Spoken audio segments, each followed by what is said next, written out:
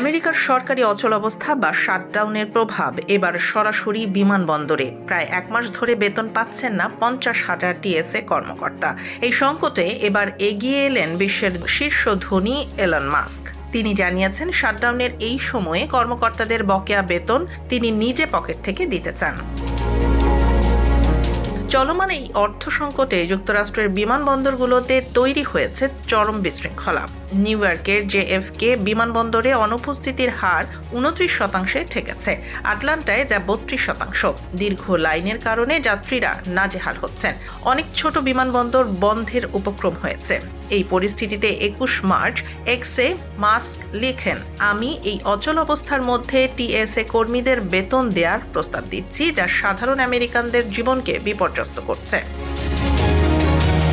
তবে মাস্কের এই সদিচ্ছা পূরণ হওয়া কি আদৌ সম্ভব? বিশেষজ্ঞরা বলছেন বিষয়টি বেশ জটিল।